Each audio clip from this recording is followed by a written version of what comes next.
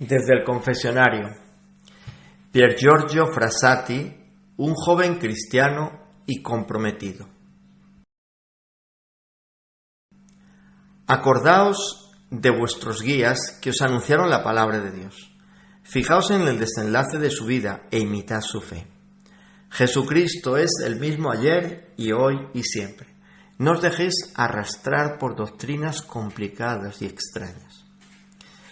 Pier Giorgio Frassati fue un joven italiano nacido en Turín, que los papas San Juan Pablo II y Benedicto XVI lo propusieron como modelo para los jóvenes de nuestro tiempo.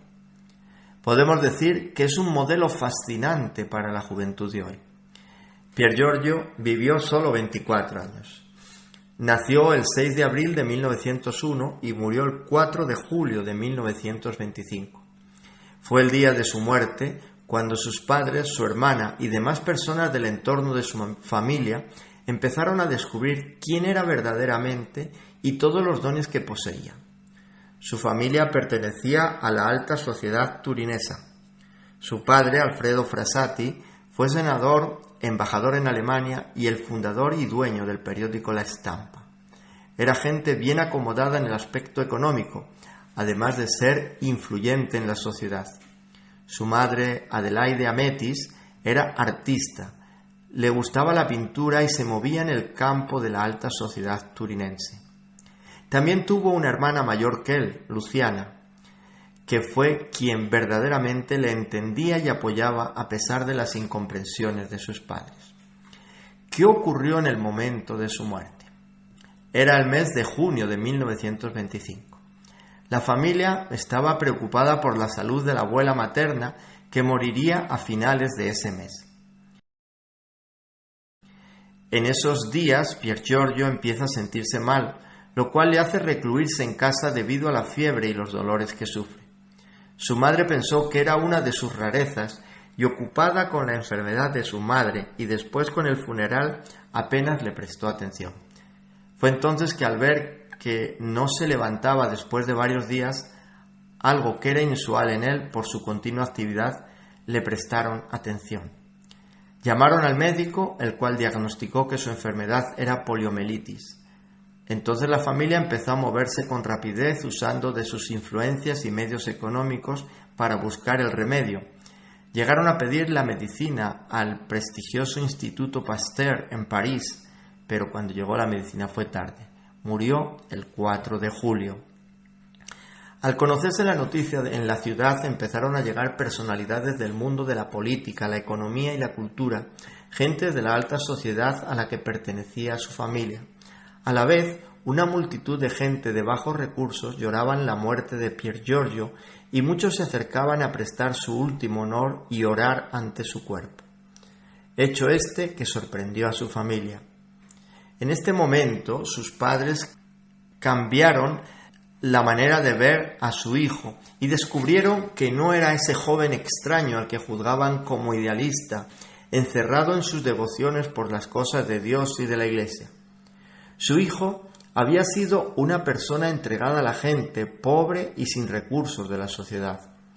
Usaba los medios que tenía para ayudar o hacer favores a la gente necesitada.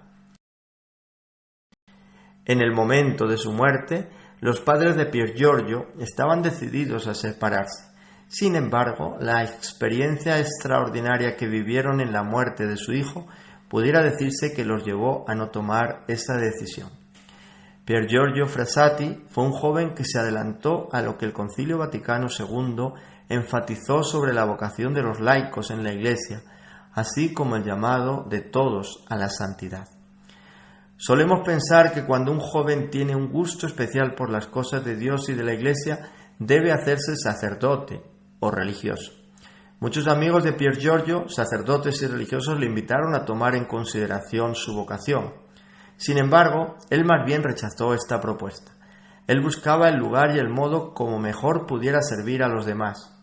Por eso, a los 18 años, cuando terminó sus estudios de bachillerato, se vio en la necesidad de optar por una profesión. Sus padres temían que optara por el sacerdocio, pues tenían puestos los ojos en él para que pudiera seguir con la dirección del periódico de la familia de Stamford. Su decisión se inclinó por donde pudiera mejor servir a los pobres de su tiempo, decidiendo estudiar para ser ingeniero de minas. Él veía en su entorno que los más pobres y más necesitados de ayuda eran los mineros, y así llegó a decir: «Yo quiero en cualquier caso poder ayudar a mi gente, y esto lo puedo hacer mejor de laico que de sacerdote, porque entre nosotros los sacerdotes no están en contacto con el pueblo como en Alemania. Como ingeniero minero puedo, dando buen ejemplo, actuar de manera mucho más eficaz». En Pier Giorgio podemos ver un ejemplo muy cercano a nosotros y para los jóvenes de nuestro tiempo. No solo porque no hace todavía un siglo de su muerte. Fue un joven alegre que disfrutaba mucho de los amigos, muy animoso en preparar excursiones a la montaña. Una de sus grandes pasiones fue escalar montañas. Muy consciente de su fe y su testimonio cristiano, en las excursiones organizadas en algún domingo, siempre buscaba cómo celebrar la Eucaristía antes de su partida o el lugar donde pudieran llegar para celebrarla. Como estudiante no fue sobrado en sus cualidades intelectuales, algo que puede ayudarnos a verle más cercano a quienes no hemos sido sobresalientes en los estudios. Tuvo dificultades para aprobar alguna materia, como el latín, lo cual le trajo algún suspenso. Sin embargo, una vez que ingresó en la universidad, su fuerte motivación por ser un buen profesional que ayudara a la gente más pobre le hizo vivir su entrega al estudio de una manera excepcional, siendo también un buen compañero de clase, lo cual le valió la fama de que cuando alguien tenía alguna necesidad del tipo que fuera, decía: «Busca a Frassati». Días antes de su muerte acabó sus estudios, pero no pudo celebrar su graduación. También tuvo su experiencia de enamoramiento con una joven llamada Laura, pero que no llevó adelante por los problemas que veía en su propia familia, y sabía que llevar adelante su relación tendría que abandonar a sus padres en un momento no muy propicio.